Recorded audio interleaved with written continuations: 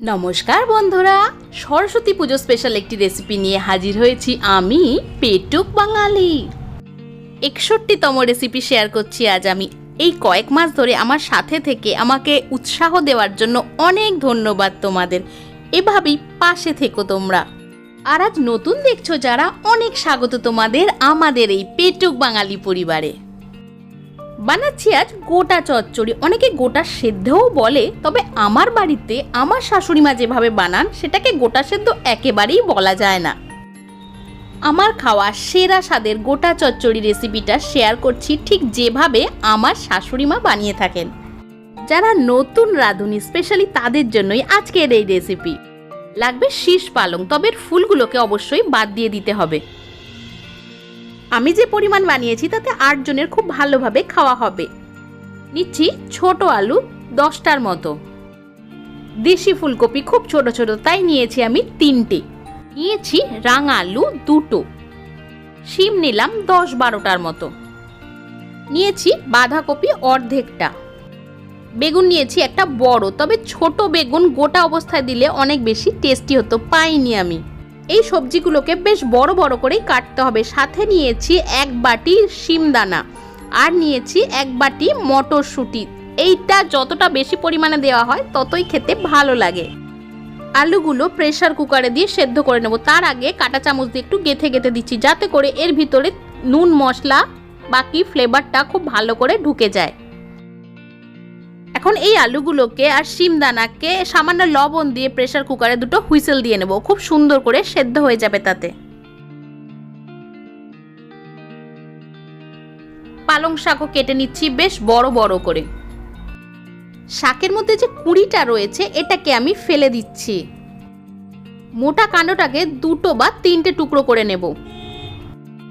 শাকসবজি কাটা দেখালাম একটু ডিটেলেই, ওই যে বললাম নতুন রাঁধুনি যারা তাদের জন্য স্পেশালি আজকের এই রেসিপি। শাকটা জলে ভালো করে ভিজিয়ে রেখে দিচ্ছি অন্তত 10 মিনিটের জন্য। এবার গোটা সেদ্ধর প্রসেস। একটা বড় ডেকচিতে বেশ খানিকটা জল নিয়ে তাতে দিয়ে দিলাম প্রথম রাঙা আলুগুলো। 2-3 মিনিট পরেই এর মধ্যে দিয়ে দিচ্ছি বড় বড় করে কাটা বাঁধাকপি আর শিমের টুকরোগুলো। মিনিট 5-এর জন্য ভাপিয়ে নেব, ঢাকা দিয়ে দিচ্ছি। এতে কোনো লবণ দিইনি আমি। এখন হয়ে গেলে আমি এটাকে জল ঝরিয়ে রেখে দিচ্ছি। ওইদিকে আলু আর শিমদানাও সেদ্ধ হয়ে গেছে, সেগুলোকেও জল ঝরিয়ে ঠান্ডা করে আলুর খোসা ছাড়িয়ে রাখছি। ফুলকপিও কাটা হয়েছে বেশ বড় বড় করে, সেগুলোকেও ভাপিয়ে নিতে হবে। মশলার জন্য নিচ্ছি 1.5 থেকে 2 ইঞ্চি আদা, সাথে দেব 10টা কাঁচা লঙ্কা, গোটা জিরে 1 টেবিল চামচ, সামান্য জল দিয়ে মিক্সিতে একটা স্মুথ পেস্ট করে নিচ্ছি। একটা বড় সড়ো কড়াইতে নিয়ে নিয়েছি 4 টেবিল চামচ সর্ষের তেল, দিয়ে দিচ্ছি একটুখানি হলুদ গুঁড়ো। বললাম না আমাদের বাড়িতে গোটা চচ্চড়ি ঠিক গোটা সেদ্ধ নয়, একটু বেশি তেলেই রান্নাটা করা হয়। প্রথমে ভেজে নিচ্ছি বেগুনের টুকরোগুলো, একটু লবণ ছড়িয়ে ভেজে নিচ্ছি। বেগুন ভাজা হয়ে গেলে তুলে নিয়ে এতে দিয়ে দেব এখন ফুলকপিগুলোকে। ফুলকপির টুকরোগুলো সামান্য হলুদ আর লবণ দিয়েই ভাজা ভাজা করে নিচ্ছি। সব সবজি ভাপানো আছে তাই হাই ফ্লেমেই ভেজে নিচ্ছি। ফুলকপি ভাজা হয়ে গেলে ওই তেলেই ভেজে নিলাম আলুর টুকরোগুলোকে। লবণ তো দেওয়াই ছিল, সামান্য হলুদ দিয়ে নিয়েছি ব্যাস।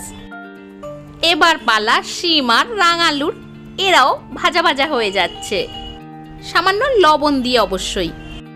এইবারে দিলাম ওই তেলেই ভাপানো বাঁধাকপি, সামান্য লবণ দিয়ে এটাকেও ভাজা করে নিতে হবে। আমাদের বাড়িতে বাঁধাকপিটাকেও ছাড়া হয় না, ভেজে নেওয়া হয়। ভাজা করতে সব তেল শেষ, আবার নতুন করে ওই কড়াইতে দিয়েছি 4 টেবিল চামচ সর্ষের তেল, কয়েকটা তেজপাতা আর 1 চা চামচ 5 ফোড়ন, সামান্য হলুদ দিয়ে একটু নাড়াচাড়া করে নিলাম, তেলটা যাতে না ফোটে। এই তেলেই দিয়ে দেবো এখন আদা, কাঁচা লঙ্কা আর জিরের পেস্টটা। কিছুক্ষণ এটাকে মিডিয়াম ফ্লেমে কষিয়ে নিচ্ছি।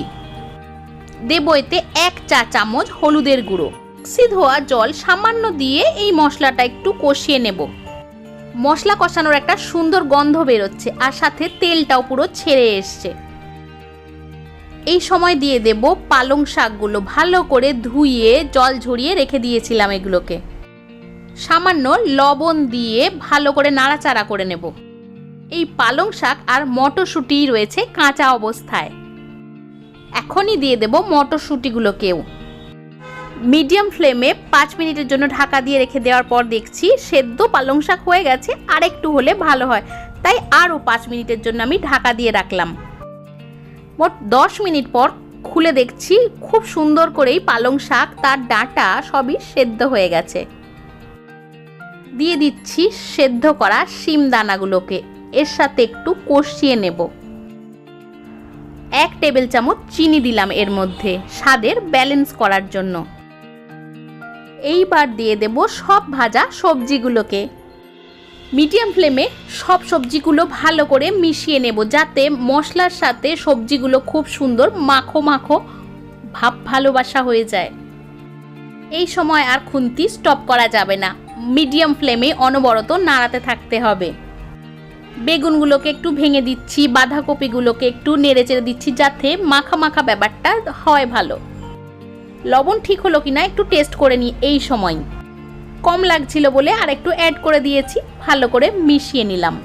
বাড়িতে সরস্বতী পুজোর দিন এত বেশি পরিমাণে এই গোটা চচ্চড়ি রান্না হয় যে একার হাতে এই নাড়ানো ব্যাপারটা করা সম্ভব হয় না, তাই সেদিন আমি হয়ে যাই খুন্তিওয়ালি শাশুড়ি মাকে হেল্প করার জন্য।